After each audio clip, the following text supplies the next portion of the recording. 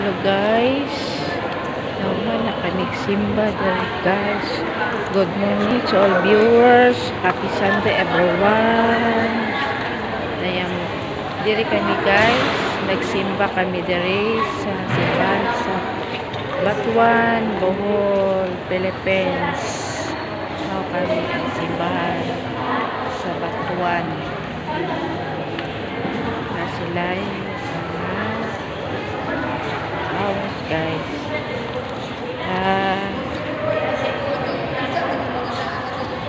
Wag pa ang decoration guys. ICWL there guys. Nag-service. Siya. Nag-service. Siya guys. Katatapos na lang guys. Namuli na ang mga tao. Nanimba guys. Nahuman nami o misa. Guys, give run out ni na run out kalit mayo na lang naman ang misa get dere napita kay walay kurente wala siya CLWN I announce Gima Mendoza. Nara guys. Gima Mendoza. Leonza Altair. Janice Kaya. Teresa Brauer. Katatapos lang ako guys o misa. Rosalyn Garden. Lahat misa burn out.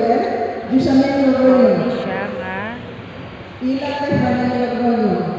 ngungit-ngit Jessica Lagrono. mga CWL. What do you decide? CWL sila.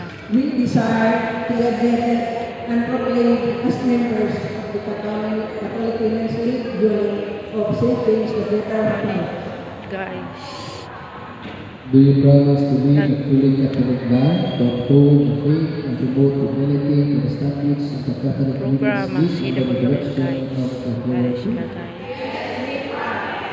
By virtue therefore of the powers vested upon me as spiritual director of this parish, I hereby admit and proclaim you as members of the Catholic Women's League of St. James the Parish, and from today you have the duties and prerogatives belonging to you as such under the Constitution and bylaws of the Catholic Women's League.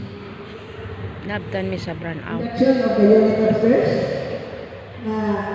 President Rogaciana Maria.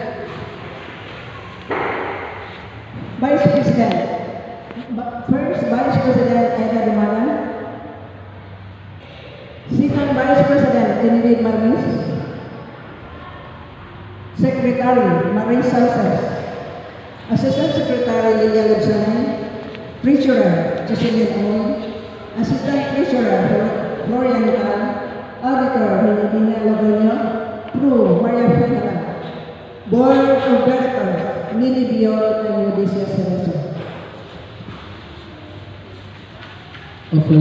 Officers-elect, do you promise to perform your duties to the best of your ability for the Lord God and service to Nag-proclaim our sila Holy sa mga Catholic Church? officer.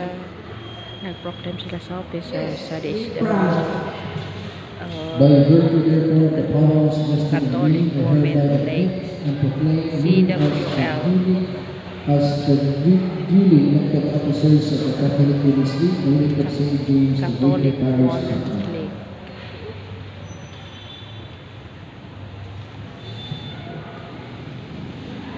Blessings and imposition as CWL fees. The fee is divided the CWL member and is the token of her membership in the organization. This act symbolizes